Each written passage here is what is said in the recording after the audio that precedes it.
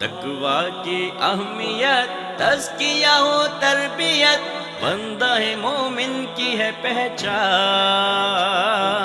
دیتا ہے پیغام یہ رمضان۔ بسم اللہ الرحمن الرحیم۔ السلام علیکم ورحمۃ اللہ وبرکاتہ۔ ناظرین کرام، پیغام ٹی وی کی سحر ٹرانسمیشن میں تزکیہ و تربیت پروگرام میں آپ کو خوش آمدید کہتا ہوں۔ آپ کا میزبان محمد ابرار ظہیر ہوں۔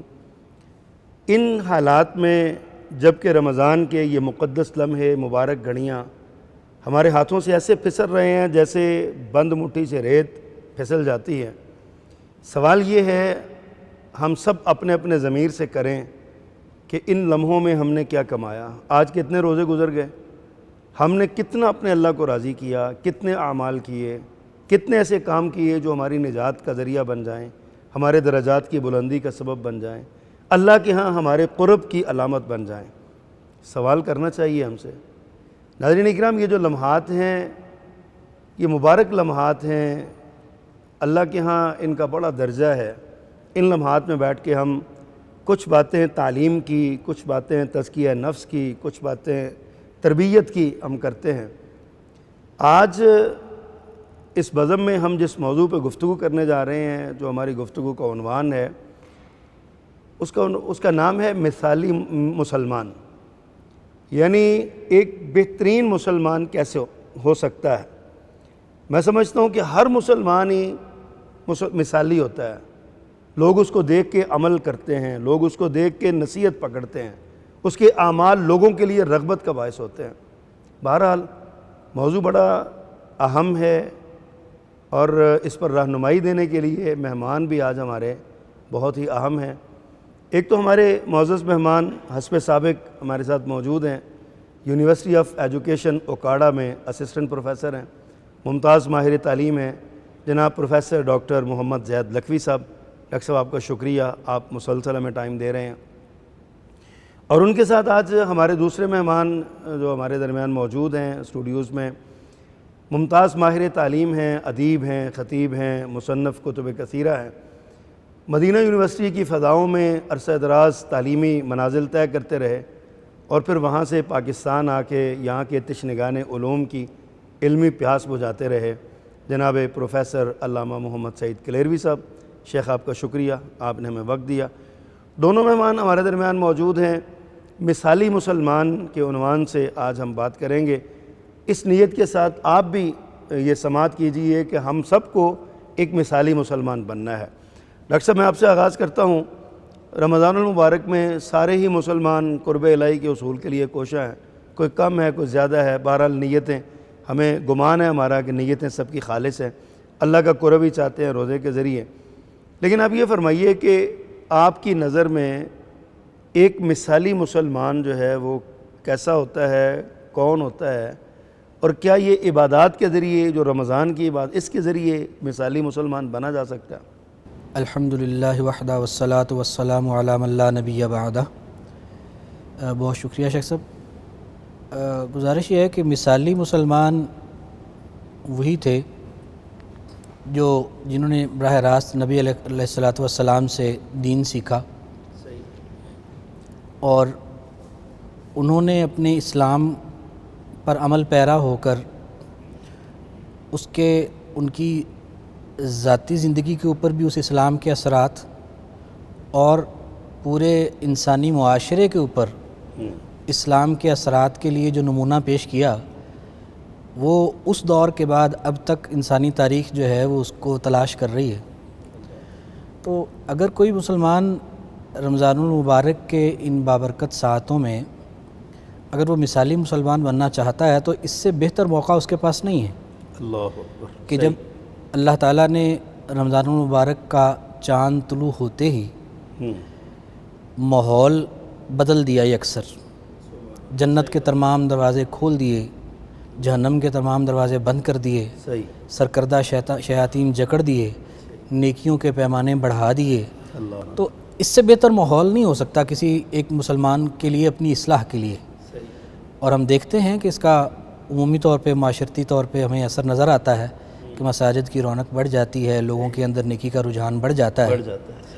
تو عبادات یقیناً وہی ہیں جو رسول اللہ صلی اللہ علیہ وسلم کی سیرت ہے، جو صحابہ کرام رضوان اللہ علیہم اجمعین نے کیں، اور ہم اگر ایک مثالی مسلمان بننا چاہ رہے ہیں تو اس کے لیے یہی ضروری ہے کہ تمام عبادات میں، وہ چاہے اذان ہے، وہ نماز ہے، وہ وضو ہے، وہ قرآن پاک کی تلاوت ہے، وہ قیام اللیل ہے، اذکار اور اوراد ہیں، وہی طریقہ اپنایا جائے جو رسول اللہ صلی اللہ علیہ وسلم کا اور صحابہ کا تھا. کیونکہ یہ بھی آپ صلی اللہ علیہ وسلم کا ارشاد کہ جب آپ صلی اللہ علیہ وسلم نے حدیث مبارکہ میں یہ فرمایا کہ بنی اسرائیل جو تھے وہ 72 فرقے بنے تھے اور میری امت کے 73 فرقے ہوں گے. اللہ اکبر. صحیح. تو ان 73 فرقوں میں آپ نے فرمایا کہ ایک کے سوا باقی سارے جہنمی ہوں گے. اور جب پوچھا گیا کہ وہ ایک جو جہنمی نہیں ہے اور نجات والا ہے وہ کون ہوں گے، تو آپ نے ارشاد فرمایا ما انا علیہ و اصحابی. تو یعنی ہر لحاظ سے وہ نماز تراویح ہے، وہ تہجد ہے، وہ فرضی نماز ہے، وہ اذان ہے، وہ وضو ہے، عبادات جتنی بھی ہیں تمام میں اللہ کے رسول کا اور صحابہ کرام رضوان اللہ علیہم اجمعین کا جو طریقہ ہے صحیح اس کو اختیار کر کے ہی ہم مثالی مسلمان بن سکتے ہیں ان کے راستے پہ چل کے. شیخ محترم، اس سوال کو میں آگے بڑھاتے ہوئے میں چاہتا ہوں کہ آپ سے یہ رہنمائی لی جائے کہ جیسے حقوق بات کر رہے ہیں عبادات کی، تو عبادات ظاہر ہے اس کا دوسرا لفظ حقوق اللہ کے معنی میں بھی اس کو ہم لے سکتے ہیں، اور یہ ہے تو کیا ایک مسلمان مثالی مسلمان حقوق اللہ کی ادائیگی سے بنے گا؟ اور حقوق اللہ سے مراد، پہلے تو یہ سوال ہے کہ حقوق اللہ سے مراد کیا ہے، کون سے حق ہیں جن کو اللہ کے حقوق کہا گیا ہے، اور کیا ان کے ادائیگی سے ہی مسلمان مثالی مسلمان بنے گا، یا اس کے علاوہ بھی کچھ حقوق ایسے ہیں جن سے بن سکتا ہے؟ نحمدہ ونصلی علی رسولہ الکریم، اما بعد. سوال جو کیا گیا ہے اس کا خوبصورت جواب ہے. امام الانبیاء نبی مکرم صلی اللہ علیہ وسلم نے اپنے شاگرد خاص کو، جن کا نام حضرت معاذ بن جبل ہے، آپ نے پیچھے سواری میں بٹھایا ہوا ہے. کتنا قرب نصیب ہوگا اس شاگرد کو کہ آگے فرنٹ سیٹ پہ امام الانبیاء ہیں صلی اللہ علیہ اور وسلم پیچھے ان کو بٹھایا ہوا ہے. ساتھ ساتھ آپ نے اس سے چھوٹے چھوٹے سوال شروع کر دیے.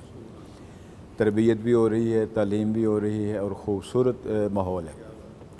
آپ نے پوچھا یا معاذ، او برخوردار معاذ بیٹے، کیا تو جانتا ہے اتدری ما حق اللہ علی العباد وما حق العباد علی اللہ؟ اللہ اکبر. کیا بات. اس میں خوبصورت ترین بات یہ ہے کہ صحابہ کرام علم کی نسبت اللہ اس کے رسول کی طرف کرتے تھے. جاننے کے باوجود بھی، کچھ چیزیں معلوم ہونے کے باوجود بھی مجلس رسول میں کہتے اللہ عالم و رسولہ. انہوں نے کیا جناب اللہ جانتے ہیں، اس کے رسول جانتے ہیں. یہ بڑا خوبصورت ایک شاگرد کا انداز ہے یہ.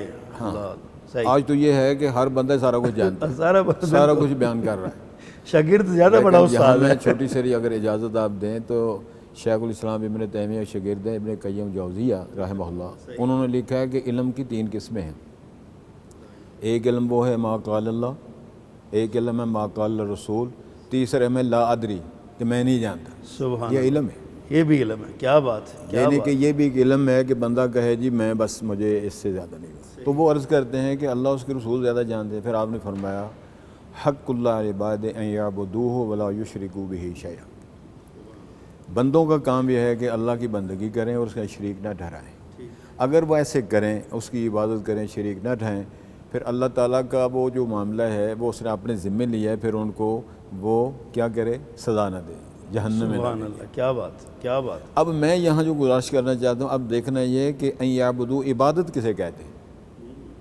ایک ایسی جامع تعریف ہے جو ابن تیمیہ رحمہ اللہ نے بیان فرمائی ہے. ایسی صفت کا نام ہے کہ جس میں تمام وہ چیزیں شامل ہوتی ہیں ما یحبہ اللہ و رسولہ، جس کو اللہ پسند کرتے ہیں، اس کے رسول پسند کرتے ہوں، من الاقوال والاعمال، اقوال بھی اعمال بھی. پھر آگے مثال ہے کالصلاۃ والزکوٰۃ والحج والصوم علی طول، سارا دین اس میں پیش کیا. صحیح. تو یہ حقوق اللہ کی پہچان، نماز بھی، حج بھی، زکوٰۃ بھی، جس طرح اللہ اس کو تعلیم دی. آپ نے فرمایا تھا اللہ نے حج فرض کیا، خذوا عنی مناسک، میرے سے سیکھو حج کس طرح کرنا ہے، میرے سے پوچھو کہ زکوٰۃ کس طرح دینی ہے. یہ ساری تعلیمات بر الوالدین سے علی طول، پھر خوف، رجا، تمام چیزیں جو ہیں یہ حقوق اللہ میں ساری شامل ہیں. اچھا شیخ، یہ حقوق اللہ پر عمل کرنے والے جو نماز، روزہ، زکوٰۃ، صدقات، خیرات، حج، یہ ساری چیزیں، انسان کی طبیعت پر، اس کے مزاج پر کیسے اثر انداز ہوتی ہیں کہ وہ اس کو ایک بہترین معاشرے کے لیے نمونہ فرد بنا دیں؟ ایسا چھوٹی سی بات ہے، وہ حدیث جبرائیل میں معروف ہے کہ جب وہ خوبصورت جوان کی شکل میں آتا ہے، بڑا سونا لباس پہنا ہوا ہے، لوگ جانتے نہیں ہیں، حدیث کے راوی عمر فاروق ہیں رضی اللہ عنہ، فرمایا لا نعرف منا احد، کوئی ہم میں سے پہچان ولا یرا علیہ اثر السفر، وہ مہمان بھی معلوم ہے ہو رہا تھا، مسافر معلوم ہو رہا تھا، نشان سفر کے نہیں تھے۔ اس بندے نے نبی اسند رکبتیہ الی رکبتیہ، بیٹھ کے اس نے سوال کیا اسلام کیا، آپ نے جواب دیا، کہتا ہے بالکل صحیح ہے۔ سوال کیا ایمان کیا ہے، جواب دیا، آپ نے بالکل صحیح ہے۔ تیسرا وہ احسان کیا، آپ نے جواب، اس نے پوچھا احسان کیا ہے، پھر آپ نے فرمایا ان تعبد اللہ کأنک تراہ فإن لم تکن تراہ فإنہ یراک۔ پڑھنی تو نماز ہے لیکن تجھے ٹھکیلیاں سوجی ہیں، ہم بیدار بیٹھے ہیں، وہ باتیں غور کر رہے ہیں۔ کئی بندوں نے ڈاکٹر صاحب سے پوچھا ہے جب نماز شروع ہوتی ہے تو میں ویزے کے بغیر ہی کئی ملک پھر آتا ہوں، صحیح نماز کیا کرے گی؟ اللہ فرمایا گیا ہے ان تعبد اللہ کأنک تراہ فإن لم یکن تراہ فإنہ یراک۔ یہ اگر یہ کیفیت جذبہ پیدا ہو جائے پھر تو یہ پہلی سیڑھی ہے مثالی مسلمان بننے کی۔ اللہ۔ ڈاکٹر صاحب حقوق اللہ کی بات ہو رہی ہے، شیخ نے حقوق اللہ بڑی وضاحت کی ہے خوبصورت الفاظ میں، بالخصوص شیخ ابن تیمیہ رحمہ اللہ کے حوالے سے جو باتیں کی ہیں پیارے پیغمبر کے فرمودات اور حدیث جبریل کی روشنی میں۔ ایک حقوق اللہ کے ساتھ معاشرے میں رہتے ہوئے یہ تو ممکن نہیں ہے نا کہ بندہ آپس کے تعلقات جو ہیں وہ ایک دوسرے کے ساتھ ان سے نظر انداز بندہ ہو جائے یا کر لے ان کو، تو آپ مثالی مسلمان بننے میں حقوق العباد کو کس تناظر میں دیکھتے ہیں؟ حقوق العباد جو ہے عام طور پہ جو ہمارے ہاں حقوق کی تقسیم کی جاتی ہے کہ دو طرح کے حقوق ہیں، ذمہ داریاں ہیں جو ہم نے ادا کرنی ہیں، ایک حقوق اللہ ہے اور ایک حقوق العباد۔ بہرحال میں ذاتی طور پہ سمجھتا ہوں کہ ایک حقوق اللہ ہیں اور دوسری طرف مخلوقات کے حقوق ہیں، کیونکہ انسان کے علاوہ بھی بہت ساری مخلوقات اللہ تعالیٰ کی ہیں کہ جن کے حوالے سے ہمارے اوپر بہت ساری ذمہ داریاں عائد ہوتی ہیں جو ان مخلوقات کے حقوق ہیں، لیکن کیونکہ انسان جو ہے وہ اشرف المخلوقات ہے تو اس لیے اس کے حقوق کی اہمیت تمام مخلوقات سے بڑھ کر ہے اللہ کے بعد، تو اسی بنا پر اہمیت کے لحاظ سے پھر حقوق اللہ کے بعد حقوق العباد کا تذکرہ ہوتا ہے۔ تو ایک مسلمان کے لیے حقوق اللہ کی ادائیگی کافی نہیں ہے، کیونکہ وہ اگر یہ کوئی سمجھتا ہے کہ وہ صرف حقوق اللہ ادا کر کے نجات پا جائے گا اور اس کو کامیاب ہو جائے گا، جہنم سے بچ جائے گا، جنت پا لے گا، یہ اس کی غلط فہمی ہے۔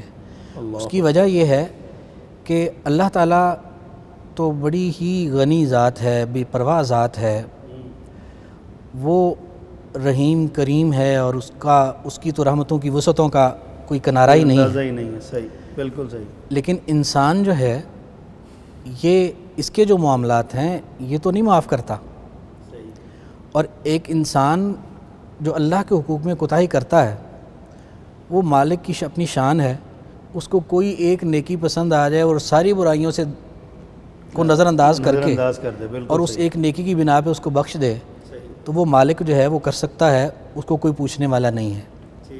لیکن انسانوں کے جو معاملات ہیں ان کے بارے میں قرآن اور سنت میں یہ ہمیں تعلیم دے دی گئی کہ بندے کا حق اس وقت تک معاف نہیں ہوتا جب تک وہ بندہ معاف نہ کرے یا اس کی حق کی ادائیگی نہ ہو۔ اور ہم نجات کے لیے اگر سمجھتے ہیں کہ صرف حقوق اللہ ادا کر کے حقوق العباد کو نظر انداز کر کے ہم کامیاب ہو جائیں گے، ایسا نہیں ہے، کیونکہ قیامت کے دن اللہ تعالیٰ نے ہم سے حقوق اللہ کے ساتھ ساتھ حقوق العباد کا بھی حساب لینا ہے، اور حقوق العباد سے مراد اگر ناظرین کے لیے تھوڑا سا بڑی معذرت کے ساتھ بڑی خوبصورت آپ کی بات ہے، لیکن میں چاہتا ہوں اس بات کو تھوڑی سی اور وسعت دیں، لیکن وقت ہے یہاں پہ بریک کا، چند لمحات کے بعد دوبارہ حاضر ہوتے ہیں۔ ناظرین کرام، حقوق العباد کے حوالے سے آپ بات سن رہے ہیں، ہمارے سب سے زیادہ ہمارے معاشرے میں جو پامال کیے جانے والے ہیں نا وہ حقوق العباد ہی ہیں۔ اور ایک بندہ نمازی ہے، روزے دار ہے، وہ حج بھی کرتا ہے، زکوٰۃ بھی دیتا ہے، خیرات بڑے وہ کام کرتا ہے، لیکن اپنے بھائی کا حق غصب کر کے بیٹھا ہوا ہے، اپنی بہن کا حق کھا کے بیٹھا ہوا ہے، اپنے بیٹی کا حق اس نے غصب کیا ہوا ہے، محلے داروں کا حق، اس طرح کی بہت سی مثالیں ہمارے سامنے ہیں۔ حقوق العباد سے چھٹکارا نہیں ہے۔ مثالی مسلمان ہم بننا چاہتے ہیں تو ہمیں یہ کام کرنے پڑیں گے۔ اس پر مزید بات کریں گے اس پر اپنے معزز مہمان گرامی سے۔ چند لمحات کے بعد دوبارہ حاضر ہوتے ہیں، ہمارے ساتھ رہیے گا۔ تقوی کی اہمیت تزکیہ ہو تربیت بندہ مومن کی ہے پہچان دیتا ہے پیغام یہ رمضان تقوی کی اہمیت تزکیہ ہو تربیت بندہ مومن کی ہے پہچان دیتا ہے پیغام یہ رمضان خوش آمدید ناظرین کرام، پیغام ٹی وی کی سحر ٹرانسمیشن میں وقفے سے پہلے ہم بات کر رہے تھے مثالی مسلمان کیسے بنتا ہے، اور اس کے لیے حقوق اللہ کی ادائیگی کے ساتھ ساتھ حقوق العباد کی ادائیگی ازحد ضروری ہے۔ ڈاکٹر صاحب آپ ہمیں ارشاد فرما رہے تھے کہ حقوق العباد کا بھی اللہ تعالیٰ نے سوال کرنا ہے، پوچھنا ہے۔ جیسے میں نے بھی عرض کیا کہ آج ہمارے معاشرے میں سب سے زیادہ پامال حقوق العباد کیے جاتے ہیں، اور بدقسمتی سے کئی مقامات پر، اکثر تو نہیں میں کہتا لیکن کئی مقامات پر ایسا ہوتا ہے کہ حقوق اللہ پر زور دینے والے لوگ حقوق العباد کو پامال کرنے والے ہوتے ہیں۔ کس تناظر میں آپ اس کو دیکھتے ہیں، اور بالخصوص جو لوگ حقوق العباد غصب کرتے ہیں ان کو وہ کس طرح نقصان اٹھائیں گے؟ کیا ان کی معافی کی صورت کیا ہے؟ اللہ، ایک تو میں یہ سمجھانا چاہ رہا تھا ناظرین کے لیے تھوڑی سی وضاحت کہ حقوق العباد سے مراد کیا ہے، کہ یعنی جو بھی بندے افراد جس ماحول میں ہم رہ رہے ہیں اس میں ہمارے اپنے والدین بھی ہیں، بیوی بھی ہے، بچے بھی ہیں، بیٹے بیٹیاں ہیں، اور اس کے بعد درجہ بدرجہ باقی سارے رشتہ دار اور رشتے، پھر پڑوسی اور تمام معاشرے کے افراد، ہر ایک کے حوالے سے ہماری کچھ ذمہ داریاں ہیں، وہ ہمارے فرائض بنتے ہیں، اور دوسرے جو افراد ہم سے منسلک ہیں ان کے حقوق ہیں جو ہم نے وہ ذمہ داریاں ادا کرنی ہیں۔ تو یہ سمجھ لینا چاہیے کہ جو بھی حق اللہ اور اس کے رسول نے کسی بندے کا، کسی فرد کا کسی بھی حیثیت میں مقرر کر دیا، وہ والد کی حیثیت سے ہو، والدہ کی حیثیت سے ہو، بھائی بہن کی حیثیت سے ہو، پڑوسی کے حوالے سے ہو، تو ہر ایک حق جو ہے اس کی ادائیگی بھی ضروری ہے، اور اس کے بارے میں قیامت کے روز ہم سے پوچھ بھی ہونی ہے۔ دوسری بات کہ یہ جو لوگ حقوق غصب کرتے ہیں، اور مطلب تہجد پڑھ لی، نماز پنجگانہ پڑھ لی، حج کر لیا، اور روزے رکھ لیے، اور جہاد کر لیا، اور تبلیغ پہ نکل گئے 3 مہینے کے لیے، 4 مہینے کے لیے، اور پیچھے اپنے جو اہل خانہ کے حقوق ہیں ان کو نظر انداز کیا، ان کے لیے میرا خیال میں ایک ہی فرمان رسول اللہ صلی اللہ علیہ وسلم کا وہ کافی ہے، جو مسند احمد کی روایت ہے کہ نبی کریم صلی اللہ علیہ وسلم نے اپنے صحابہ سے یہ دریافت فرمایا کہ اتدرون مل مفلس، کیا تمہیں معلوم ہے کہ مفلس کون ہوتا ہے، کنگال کون ہوتا ہے؟ تو صحابہ نے عرض کی کہ جس کے پاس کوئی درہم دینار نہیں ہوتا، کوئی پیسہ کوئی نہیں ہوتا، وہ بندہ کنگال ہوتا ہے۔ مفلس ہے، صحیح۔ تو آپ نے پھر جو مفلس کی تعریف بیان فرمائی کہ اس سے ظاہر یہ ہوتا ہے کہ آپ کا مقصد بیان کا یہ تھا کہ یہ اصل مفلس نہیں ہے کہ جس کے پاس دنیا میں کچھ مال و متاع نہیں ہے۔ اس کی وجہ یہ ہے کہ دنیا میں اگر کوئی کنگال بھی ہے تو کب تک؟ جب تک اس کی سانس چل رہی ہے۔ دنیا میں اگر کوئی مالدار ہے تو کب تک؟ جب تک اس کی سانس چل رہی ہے۔ تو لہٰذا دنیا کا مالدار ہونا بھی اصل مالدار ہونا نہیں ہے، اور دنیا کا کنگال ہونا بھی اصل کنگال نہیں۔ اصل کون ہے؟ وہ جب آپ نے اس کی وضاحت فرمائی کہ وہ شخص ہے کہ جو قیامت کے روز آئے گا، وہ نمازیں لے کر، اللہ اکبر، روزے لے کر، زکوٰۃ لے کر، بڑے بڑے اعمال لے کر آئے گا اللہ کے حضور حساب کتاب کے لیے جب پیش ہوگا، تو وہاں پر لوگ آ جائیں گے کہ کوئی کہے گا یا اللہ اس نے مجھے گالی دی تھی، کوئی کہے گا کہ یا اللہ اس نے میرا حق غصب کیا تھا، کوئی کہے گا اس نے مجھے مارا تھا۔ مختلف طرح کے اس کی ہوئی بدسلوکیاں لوگوں کے ساتھ، حقوق کے اندر کی ہوئی کوتاہیاں، وہ تمام لوگ اپنی شکایات لے کر آ جائیں گے۔ اب دنیا میں تو ظاہر اگر کسی نے کی زمین حاصل کی ہے تو بدلے میں اس کو وہ زمین دینی پڑے گی، کسی نے پیسے مارے ہیں تو پیسے دینے پڑیں گے، لیکن آخرت میں تو نہ پیسوں کی ضرورت ہے کسی کو، نہ زمین کی ضرورت ہے، وہاں تو کرنسی ہے صرف نیکیوں کی اور برائیوں کی۔ اور وہاں جو حساب کتاب کا لین دین دنیا کے معاملات کا ہونا ہے، وہ زمین کے بدلے زمین کا نہیں ہے، وہ پیسوں کے بدلے پیسے کا نہیں ہے، بلکہ قیامت کے روز حساب کتاب اللہ تعالیٰ نیکیوں اور برائیوں کے تبادلے سے چکائیں گے۔ آپ صلی اللہ علیہ وسلم نے فرمایا کہ وہ لائن لگی ہوئی ہوگی تو اللہ تعالیٰ فرمائیں گے کہ ٹھیک ہے اتنا اس نے تیرا حق مارا، اس کی نیکیاں اٹھا کے اتنی اس کو دے دو۔ دیتے دیتے نیکیاں ختم ہو جائیں گی، لائن ابھی کھڑی ہوگی حقوق لینے والوں کی۔ وہ حاجی صاحب، وہ تہجد گزار، وہ حقوق اللہ میں بہت اعلیٰ تھے، لیکن حقوق العباد میں کوتاہی تھی، کوتاہی تھی، نیکیاں ساری گنوا بیٹھے، ابھی لائن کھڑی ہے، تو اللہ تعالیٰ فرمائیں گے کہ باقیوں کا بھی حق تو دینا ہے، تو لہٰذا جتنا کسی کا حق مارا گیا اتنی اس کی برائیاں اٹھا کے اس کے ذمہ ڈال دو، اور باقی کی لائن اس طرح سے بھگتائی جائے گی کہ ان کی برائیاں اٹھا کے اس کے ذمہ ڈال دی جائیں گی، اور یہ جو نیکیوں کا پہاڑ لے کے آنے والا حقوق اللہ کی ادائیگی کر کر کے مفلس ہو جائے گا وہاں پہ۔ حقوق العباد میں اپنی تمام نیکیاں گوا کے گناہوں کے بوجھ تلے جہنم میں چلا جائے گا۔ آپ نے فرمایا یہ اصل کنگال ہے، تو اس سے آپ اندازہ کر سکتے ہیں کہ حقوق اللہ کافی نہیں ہے۔ شیخ محترم بڑی فکر انگیز گفتگو کی ہے ڈاکٹر صاحب نے، اور واقعتاً ہمارے معاشرے کے افراد کو اس پر سوچنا چاہیے، غور و فکر کرنا چاہیے۔ یہ بات ہوئی ہے آخرت کی کہ آخرت میں ان کی پکڑ ہوگی، آخرت میں اعمال برباد ہو جائیں گے، آخرت میں گناہ جو ہے نا وہ پلے پڑ جائیں گے، نیکیاں منتقل ہو جائیں گی، سارے معاملات بات ہو گئیں۔ لیکن ایک زندہ معاشرے میں جہاں پہ ہم اس وقت رہ رہے ہیں، دنیا کا یہ معاشرہ جو ہے، یہاں پہ رہتے ہوئے ایک آدمی نہ حقوق اللہ کا خیال کرتا ہے نہ حقوق العباد کا خیال کرتا ہے، تو ایک آدمی کے اس عمل کی وجہ سے معاشرے کے دیگر افراد پر کیا اس کے اثرات مرتب ہو سکتے ہیں؟ ظاہر ہے اس بندے کا یہ جو عمل و کردار ہے یہ سارے معاشرے کو گندہ کر دے گا۔ امام الانبیاء کا جو ارشاد پاک ہے کہ مسلمان جو حق ہیں، جس طرح اس نے ڈاکٹر صاحب نے بڑی وضاحت فرمائی، آدمی کو اگر ملے تو سلام کرے، جو آدمی کسی سلام نہیں کرتا، آپ دیکھو معاشرے میں اس بندے کا کیا معیار ہوتا ہے۔ آپ نے ارشاد فرمایا کہ پاس بیٹھا آدمی اگر وہ چھینک مارتا ہے، الحمدللہ کہتا ہے، تو تشمیت آج اسے جواب دینا ہے۔ بیمار ہو جائے تو اس بندے کی تیمارداری کرنی ہے۔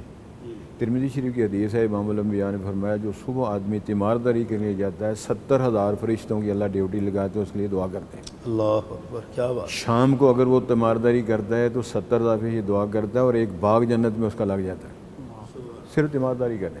بندہ فوت ہو گیا، دنیا تعلق ختم ہو گیا ہے، وہ اللہ کو راضی کرنے نماز جنازہ پڑھتا ہے، تو امام الانبیاء کا فرمان ہے صرف نماز جنازہ پڑھنے سے احد پہاڑ کے برابر نیکیاں اس کے کھاتے لکھی جائیں۔ تدفین میں شامل ہوتا ہے تو ڈبل کر لیں۔ یہ میں سمجھتا ہوں نہ وہ نماز پڑھتا ہے، نہ وہ جنازہ پڑھتا ہے، نہ سلام کا جواب دیتا ہے، تو وہ گندگی پھیلا رہا ہے معاشرے میں۔ یہ اس معاشرے کو ناسور بنانے کے لیے اس بندے کا یہ کردار ہے، جس کو بدعملی بھی کہہ سکتے ہیں، بدنصیبی بھی کہہ سکتے ہیں، بلکہ وہ قرآن مجید کا جو اللہ کا فرمان ہے کل یعمل ولا شاء، بندے تو سارے کام کر ہی رہے ہیں، اپنے بے انداز سے سارے لگے ہوئے ہیں۔ اگلے دن کی بات ہے، صبح ہمارا ایک ساتھی فجر کی نماز پڑھنے گیا، دوسرے نے خنجر مارا ہے، اسے چھین کے لے گیا۔ وہ نماز پڑھنے کے لیے آ رہا ہے، وہ خنجر مارنے کے لیے آ رہا ہے۔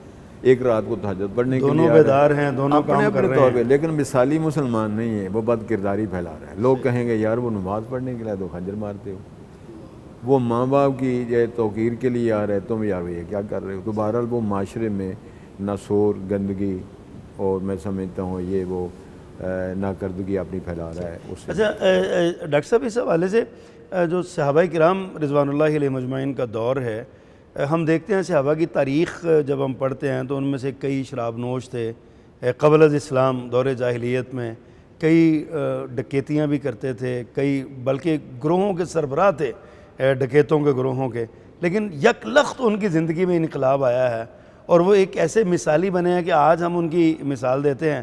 پھر اس کے بعد ہم دیکھتے ہیں کہ صحابہ کرام کے دور کے بعد فضیل ابن عیاض رحمہ اللہ جیسے لوگ، ان کے بارے میں بتایا جاتا ہے کہ وہ بہت بڑے ڈکیت تھے اور ڈکیتوں کے سربراہ تھے، ایک آیت نے ان کی کایا پلٹ دی ہے، وہ بہترین مسلمان بن گئے ہیں۔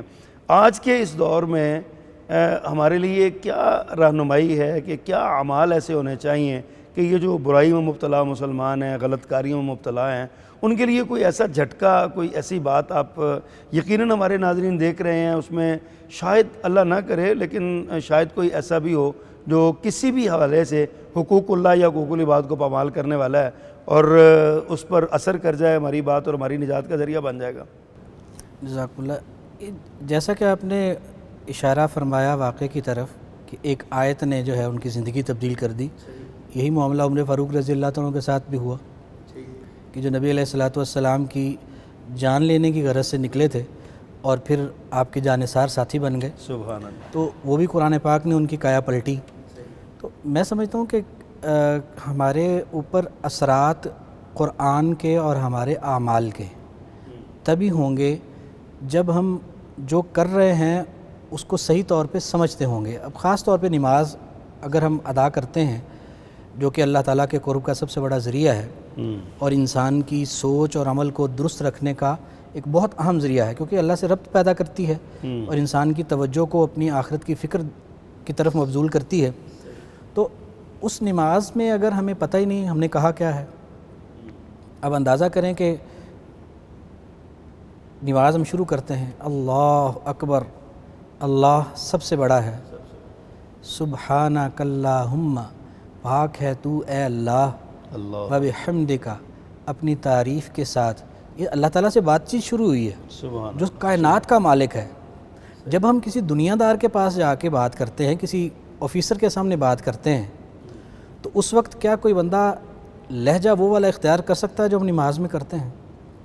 یعنی اللہ کے حضور ہم پیش ہو کے وہاں پہ اگر یہ ایک میں نے بھی الفاظ جو ادا کیے ہوئے آپ نے اس کو سنا، اور اگر یہ الفاظ کی ادائیگی کی رفتار یہ ہو کہ اللہ اکبر سبحانک اللہم وبحمدک وتبارک اسمک وتعالی جدک، سمجھ نہ آئے، اپنے آپ کو بھی پتہ نہ جو چلے کہ کیا عام کہہ طور رہا پہ ہے، جو عام طور پہ یہی رفتار ہے، بالکل ایسے ہی ہے۔ تو اس میں کیا اللہ سے بات چیت ہے، کیا تاثیر وہ کیا اثر پیدا کرے گی وہ ہوگی؟ نماز صحیح، ہمارے بالکل اوپر؟ صحیح، بالکل سب سے بنیادی چیز مثالی مسلمان بننے کے لیے جو ہے وہ یہ ہے کہ ہم قرآن پاک کا ترجمہ اور فہم حاصل کریں، تاکہ قرآن کے وہ اثرات جو صحابہ پر ہوئے ان کو بڑے بڑے غلط راستوں کی طرف جاتے ہوئے اللہ تعالیٰ نے موڑ کے ان کو لیڈر بنا دیا مسلمانوں کے، صحیح، تو ان پہ اثر ہوا قرآن پاک کے فہم کا، قرآن پاک کو سمجھنے کا۔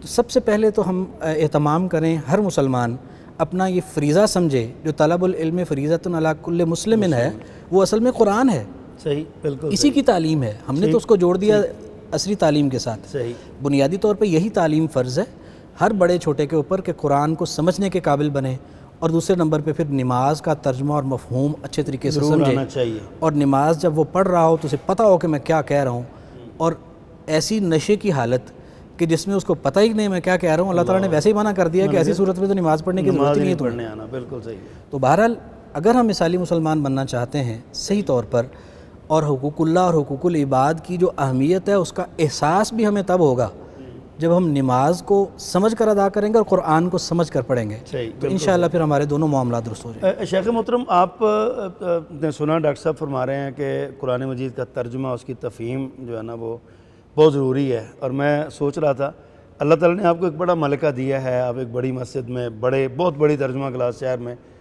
آپ جو ہے نا وہ وہاں پہ پڑھاتے ہیں، آپ کے پاس بہت سارے لوگ آتے ہیں اور زندگی کے ہر شعبے کے لوگ آتے ہیں اس میں نا آپ کے پاس۔ کیا سمجھتے ہیں آپ کہ لوگوں میں آپ کے ترجمہ پڑھانے سے، دیگر سارے شہروں میں ہر مسجد میں تقریباً ترجمہ کلاس ہوتی ہے، کیا اثرات مرتب ہوتے ہیں ترجمہ پڑھنے کے اور لوگوں کی اصلاح کے لیے؟ اس کا کیا ایک مسلمان، اچھا مسلمان ترجمہ پڑھنے سے کیسے بنتا ہے؟ تحدیث نعمت کے لیے میں عرض کر رہا ہوں، کتنے لوگوں نے مجھے فون کر کے بتایا آپ کا ہم نے فلاں درس سنا، میں نے سود لینا بند کر دیا، سبحان اللہ، سبحان اللہ، ہم نے قرآن مجید کی فلاں صورت کا فلاں واقعہ پڑھا، ہمارا یہ عقیدہ ٹھیک ہو گیا۔ کتنے لائن لگے بندوں کی، وہ نہ نمازی تھے، وہ سارے معاملات تھے، اب پکے نمازی ہیں، اچھا عقیدہ ہے، اچھا اخلاق ہے، اتنے بڑے ریگولر ہیں بہت کہ یہ میں سمجھتا ہوں اثرات۔ اس کے ساتھ میں ایک پلس بات کرنا چاہتا ہوں جس نے ڈاکٹر صاحب نے بڑا خوبصورت اشارہ فرمایا، خلوت میں بیٹھ کے آدمی اپنی زندگی اور اعمال کا تقابل کرے، کیا کھویا ہے، کیا پایا ہے۔ جس طرح حاسبوا انفسکم قبل ان تحاسبوا، مسئلہ ہے یار رات کو جس طرح روکڑ میلتے ہو، کاروباری بات ہے نا، یعنی کتنا نفع ہوا ہے، کتنا نقصان ہوا ہے، کس نے پیسے جمع ہوئے ہیں، سارے دن میں بولو میں نے کو اللہ کا ذکر کیا، کئی پوسٹ آتے یار آج نے دروشی پڑھا، اللہ، سبحان اللہ پڑھا ہے، صحیح، رسالت مآب تو سبحان اللہ بھی کئی بار پڑھیں، استغفار بھی کئی استغفار بھی دفعہ کئی بار کریں، کریں، صحیح، اللہ کی حمد و ثنا بھی کریں، صحیح، افضل و ذکر لا الہ کا فرمان بھی جاری کریں۔ ٹھیک، اور مجھے یاد آ گئے مولانا قاری نعیم الحق صاحب رحمۃ اللہ علیہ، وہ فرمانے لگے کہ میں نے ایک دفعہ خطبے میں بیان کیا یار بین الخطبتین دعا کیا کرو، تو ایک سائل نے کہا حضرت وہ کیا دعا کرنی ہے، امام صاحب بیٹھتے ہیں اور ہم دعا الحمدللہ پڑھتے ہیں، تو وہ امام صاحب کھڑے ہو کے وہ خطبہ دوسرا شروع کر دیں تو پڑھا ہی کچھ نہیں جاتا۔ اللہ، مسکرا کے شیخ محترم نے جواب دیا، مرحوم نے، اللہ ان کی جنت کو کروڑ بدلے قبر کو، تو فرمانے لگے اگر تیری زبان سے نکلا ہوا جملہ الحمدللہ اللہ نے قبول کر، تیرا سارا ہی بیڑا ٹھیک، سارے معاملات صاف ہو جائیں گے۔ شیخ محترم، بڑی خوبصورت بات آپ کر رہے ہیں، لیکن وقت ہے بریک کا۔ ناظرین کرام سلسلہ کلام یہیں سے دوبارہ جوڑیں گے، ہمارے ساتھ رہیے گا، چند لمحات کے بعد دوبارہ حاضر ہوتے ہیں۔ تقویٰ کی اہمیت، تزکیہ و تربیت، بندہ مومن کی ہے پہچان، دیتا ہے پیغام یہ رمضان۔ تقویٰ کی اہمیت، تزکیہ و تربیت، بندہ مومن کی ہے پہچان،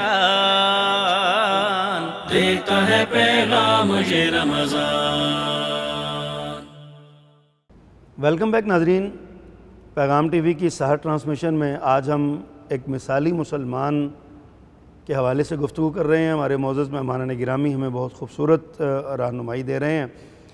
وقفے سے پہلے ہم بات کر رہے تھے ہمارے فضیلت الشیخ حضرت علامہ پروفیسر محمد سعید کلیروی صاحب حفظہ اللہ سے کہ وہ ترجمہ قرآن پڑھاتے ہیں اور ان کی ترجمہ کلاس کے اثرات کے حوالے سے وہ بات کر رہے تھے۔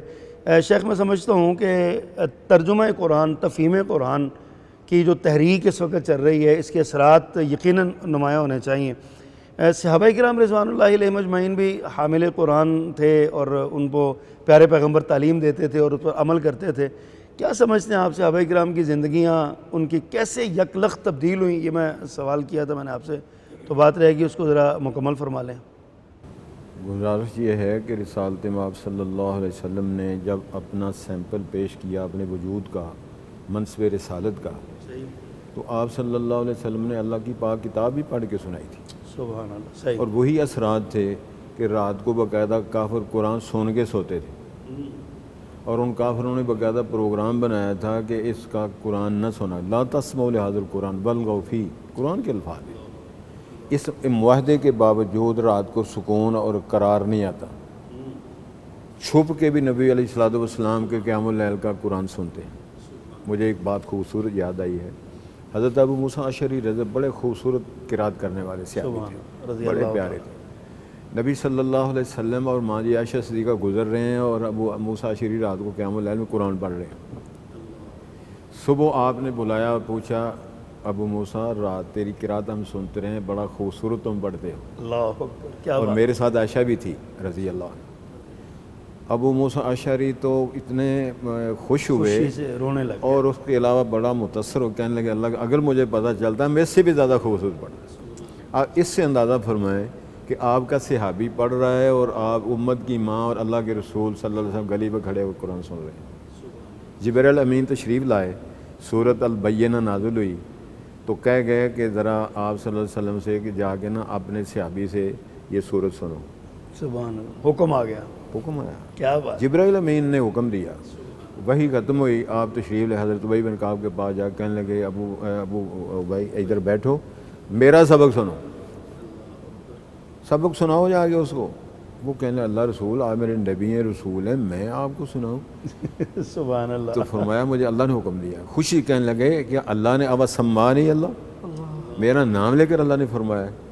تو رسالت میں آپ نے فرمایا میں نے اللہ نے حکم دیا ہے میں تجھے سناؤں اور تو سنے۔ تو یہ تو میں سمجھتا ہوں سنت ہے قرآن مجید کا، سننا، سنانا، پڑھنا، انسان کے اخلاق و کردار کی درستگی میں خیرکم من تعلم القرآن وعلمہ۔ تعلیم نہیں ہے، اس کو سیکھا نہیں، سکھایا نہیں، تو میں سمجھتا ہوں بڑا خسارہ ہے۔ ڈاکٹر صاحب آپ سے حقوق العباد کے حوالے سے ہی بات ہو رہی تھی، پہلے بھی آپ نے یہ بڑی خوبصورت رہنمائی فرمائی ہے ہمارے ناظرین کی۔ ایک سوال ذہن میں آ رہا ہے کہ حقوق العباد میں کون کون سے اہم ترین حقوق ہیں جن کی ادائیگی ازحد ضروری ہے؟ جیسے شیخ محترم نے حقوق اللہ کے بارے میں بتایا، آپ حقوق العباد کے بارے میں ہمارے ناظرین کو بتائیں کہ کس کا حق فائق ہے اور کیسے کس کا حق ادا کرنا ہے۔ اللہ تعالیٰ نے قرآن پاک میں جو ہماری رہنمائی فرمائی ہے، اعوذ باللہ من الشیطان الرجیم، وَقَضَىٰ رَبُّكَ أَن لَا تَعْبُدُوا أَن لَا تَعْبُدُوا إِلَّا إِيَّاهُ وَبِالْوَالِدَيْنِ إِحْسَانًا۔ یہاں جو ترتیب ہے وہ ظاہر کر رہی ہے حقوق کو کہ اللہ تعالیٰ کا یہ فیصلہ ہے کہ اللہ کے علاوہ کسی کی بندگی نہیں کرنی، اور دوسرا فیصلہ یہ ہے کہ ماں باپ کے ساتھ احسان کرنا ہے، کیونکہ جو رسول اللہ صلی اللہ علیہ وسلم کے حقوق ہیں وہ دراصل اللہ کے حقوق ہیں۔ اس لیے وہ حقوق اللہ میں اللہ کی بندگی میں اللہ اور اس کے رسول کی اطاعت اور ان کے حوالے سے حقوق جو ہیں وہ سارے اللہ کی بندگی کے اندر شامل ہیں۔ اور اللہ کی بندگی کے بعد مخلوقات کے حقوق میں حقوق العباد اور حقوق العباد میں سے سب سے جو ٹاپ پرائرٹی ہے وہ والدین کے حقوق ہیں۔ اس کا دوسری طرف بھی اس کی وضاحت رسول اللہ صلی اللہ علیہ وسلم کا ایک ارشاد بھی کرتا ہے کہ آپ صلی اللہ علیہ وسلم نے جب کبیرہ گناہوں کا ذکر فرمایا تو سب سے پہلا ایک روایت کے مطابق جو کبیرہ گناہ ہے وہ ہے اللہ تعالیٰ کے ساتھ کسی کو شریک بنانا۔ یہاں بھی یہ ہے کہ سب سے بڑا فیصلہ کیا ہے کہ اللہ کی بندگی کی جائے، وہاں یہ ہے کہ سب سے بڑا گناہ یہ کہ اللہ کے ساتھ کسی کو شریک بنایا جائے۔ یہاں دوسرے نمبر پہ فیصلہ یہ ہے کہ والدین کے ساتھ نیکی کرنی، ادھر یہ ہے کہ بڑا گناہ ماں باپ کی نافرمانی کرنا، اللہ اکبر، شرک کے بعد سب سے بڑا گناہ۔ تو یہ حوالے یہ بتاتے ہیں کہ حقوق العباد میں کسی بھی شخص یا فرد کے لیے اللہ اور اس کے رسول کے حقوق کے بعد سب سے بڑا حق اس کے ماں باپ کا ہے، اور ماں باپ کے بعد اگر ہم دیکھتے ہیں تو باقی پھر اسی فیملی کے اندر، کیونکہ والدین کا درجہ اپنی جگہ پہ ہے ماں اور ماں باپ کی حیثیت سے، اس کے بعد پھر انہی افراد کا مطلب وہ جو ماں باپ ہیں وہ آپس میں میاں بیوی ہیں، پھر زوجین کے حقوق اسی فیملی کے اندر، خاوند کے بیوی پر حقوق، بیوی کے خاوند پر حقوق، پھر اسی طرح سے وہ جو والدین جو تھے ان کی کچھ ذمہ داریاں تھیں اولاد کے حوالے سے، وہ اولاد کے حقوق بن جاتے ہیں۔ تو یوں ایک ہی گھرانے کے اندر سب سے پہلا حق جو ہے وہ والدین کا ہے، والدین کا، دوسرے نمبر پہ میاں بیوی اور تیسرے نمبر پہ اولاد۔ اور جب ہم گھر سے باہر نکلتے ہیں تو پھر سب سے پہلے رشتہ دار ہیں، وہ باپ کی طرف سے ہوں، وہ ماں کی طرف سے ہوں، درجہ بدرجہ جتنی قرابت داری ہے وہ رشتہ داروں میں اتنے ہی زیادہ وہ حق رکھتے ہیں، اور ان کے جو حقوق اللہ نے متعین فرما دیے ان کی ادائیگی اسی قدر ترتیب سے ضروری ہے۔ پھر رشتہ داروں کے بعد سب سے بڑا حق جو ہے وہ پڑوسیوں کا ہے، ہمسایوں کا، اور ہمسایوں کے حوالے سے بھی اللہ کے رسول صلی اللہ علیہ وسلم کی تعلیمات، یعنی اس حد تک آپ نے فرمایا کہ جبرائیل علیہ السلام نے مجھے تاکید کی کہ مجھے تو شک ہوا کہ اب وراثت میں بھی ان کا حصہ بن جائے گا، اللہ اکبر، یعنی اتنی تاکید۔ اور اس کے علاوہ پھر جب ہمسایوں کے بعد بھی، ہمسایوں میں بھی قریب کے ہمسائے، اس کے بعد درجہ بدرجہ، اور پھر پوری معاشرے کے ہر انسان جو ہے وہ، حتیٰ کہ یہاں تک کہ اگر آپ بس میں جا کے بیٹھے ہیں تو آپ کے ساتھ والی جو سواری ہے وہ بھی آپ کا ہمسایہ ہے، اس کا بھی حق ہے، اور اس کا بھی حق ہے۔ اللہ، تو جہاں کہیں کسی دوسرے فرد کے ساتھ ہمارا معاملہ ہوتا ہے وہاں پر اس کے حقوق اللہ نے مقرر کیے ہیں، اور درجہ بدرجہ ہر حق اہم ہے۔ اور جیسے شیخ نے حدیث مبارکہ بیان فرمائی کہ اللہ کے رسول نے فرمایا کہ ہر مسلمان کے دوسرے مسلمان پر 6 حق ہیں، تو وہ بھی سارے حقوق ہیں۔ تو کوئی بھی حق جو اللہ اور اس کے رسول کی طرف سے بندوں کے حوالے سے ہم پر عائد کر دیا گیا ہے، پیدا ہونے سے لے کے وفات تک بندہ حقوق کی فرائض کی زنجیر میں جکڑا ہوا اور ہے، ان میں سے ہر ایک اہم ہے، جو بھی ادا نہ ہوا اس کی آخرت میں پوچھ ہونی ہے، اللہ تعالیٰ ہمیں ادا۔ اچھا شیخ محترم، آپ یہ بتائیے، ذکر فرما رہے ہیں حقوق العباد کا، ڈاکٹر صاحب نے فرمایا، اور اس میں ذکر ہوا ہے، ظاہر ہے خاتون ایک معاشرے کا بہرحال جزو لا ینفک ہے، اور اس کے بغیر تو معاشرہ بنتا ہی نہیں ہے، نہ نسل آگے چلتی ہے، نہ غور معاملہ ہوتا ہے۔ اسلام نے خاتون کو بہت حقوق دیے، اتنے حقوق دے دیے ہیں کہ دیگر مذاہب کے لوگوں میں تصور بھی نہیں ہو سکتا ان کی تعلیمات میں۔ آپ یہ بتائیے کہ ایک خاتون جو ہے یہ مثالی خاتون کیسے بن سکتی ہے اسلام قبول کرنے کے بعد، اور وہ کیسے رول ماڈل ہو سکتی ہے لوگوں کے لیے؟ بہت اچھا سوال ہے، میں اس کی وضاحت اس طرح کر سکتا ہوں۔ اس سے آپ اندازہ فرمائیں کہ سورت کا نام ہی اللہ نے سورت النساء رکھ دیا، خواتین۔ اور اس سے بھی بڑھ کر بات یہ ہے کہ ایک ایسے پیغمبر گزرے ہیں جن کو ہم عیسیٰ بن مریم کہتے ہیں۔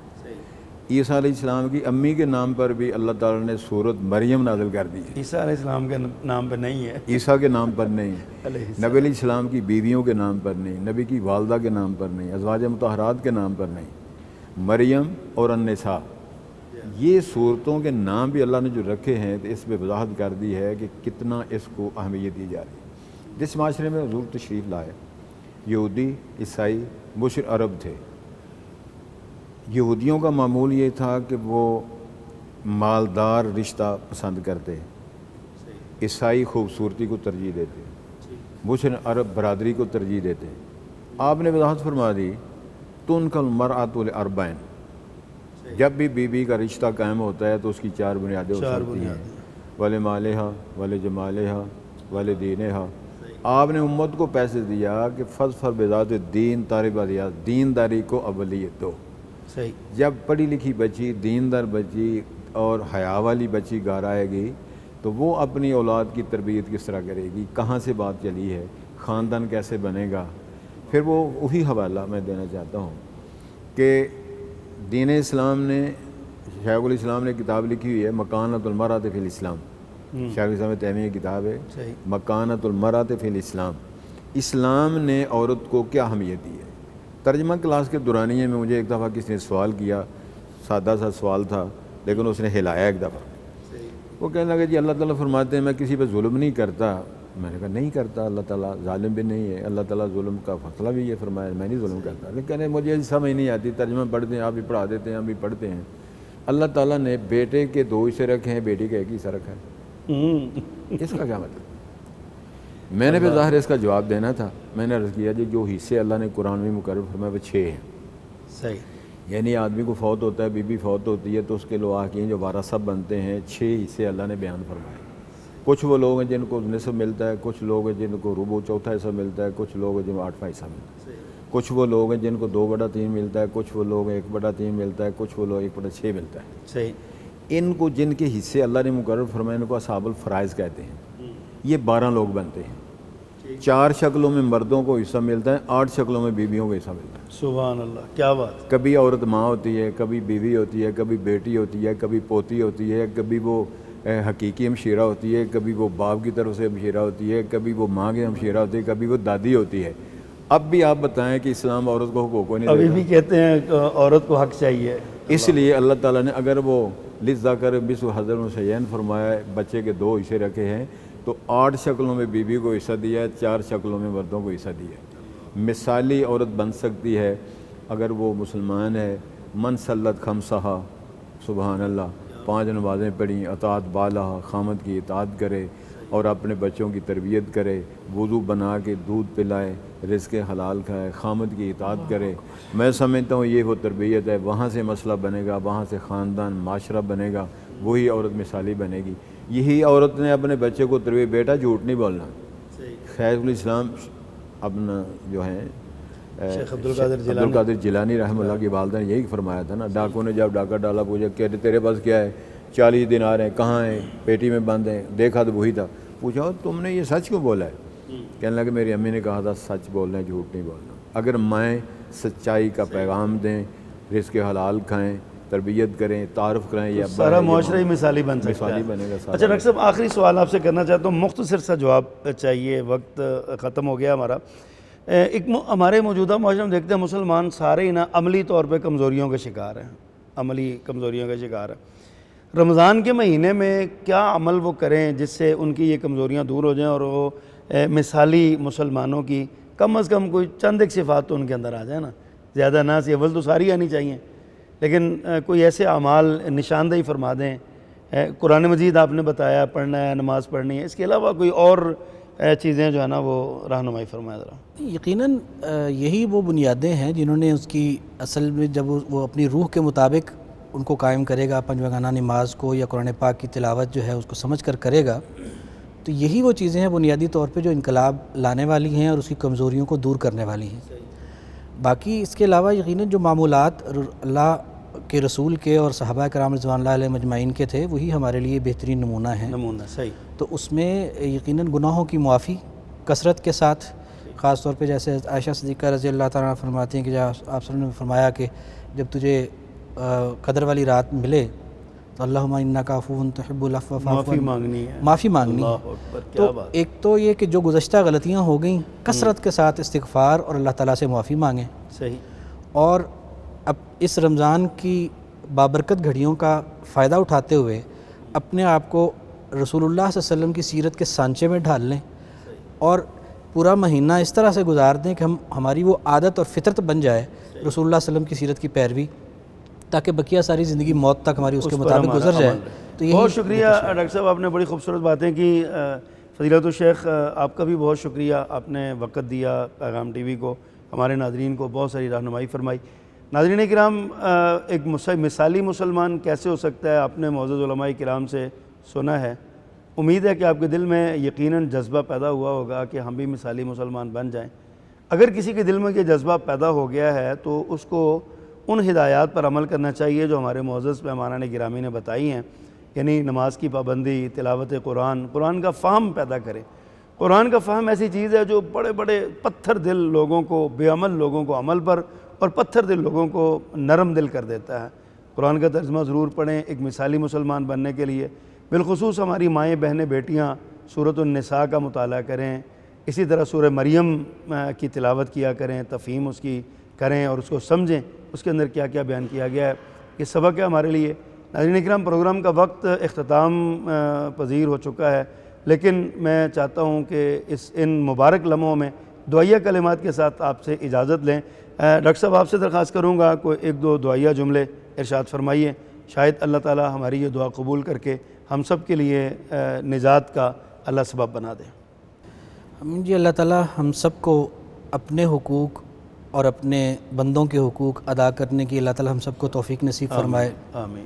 اللہ تعالی ہمارے مردوں کو بہترین مثالی باپ، مثالی بیٹا اور مثالی مسلمان بننے کی توفیق نصیب فرمائے۔ اسی طرح اللہ تعالی ہماری جو خواتین ہیں ان کو بھی ایک مثالی ماں جو رسول اللہ صلی اللہ علیہ وسلم کی تعلیمات کے مطابق اپنی ذمہ داریوں کو پہچانتی ہو، اور اللہ تعالیٰ ان کو مثالی بیوی اور مثالی بیٹی بننے کی توفیق دے، تاکہ ہم صحیح معنوں میں مسلمان بن کے تمام حقوق اللہ اور حقوق العباد کی صحیح طور پر ادائیگی کر کے اپنی آخرت کی نجات کا سامان کر سکیں۔ اللہ تعالیٰ ہم سب کو اس بات کی توفیق نصیب فرمائے۔ بہت شکریہ ڈاکٹر صاحب، جزاکم اللہ۔ ناظرین اکرام، انہی دعائیہ کلمات کے ساتھ اپنے میزبان محمد ابرار ظہیر کو اجازت دیجیے۔ کل انشاءاللہ اسی وقت دوبارہ ملاقات ہوگی۔ اللہ حافظ۔ ایمان کی شبنم، رحمت کی چھم چھم، آیا نیکیوں کا ایسا موسم، برکت کے لمحے، تسبیح کے نغمے، نیکیوں کی بوندیں ٹپ کے ٹم ٹم، تقویٰ کی اہمیت، تزکیہ و تربیت، بندہ مومن کی ہے پہچان، دیتا ہے پیغام یہ رمضان، دیتا ہے پیغام یہ رمضان۔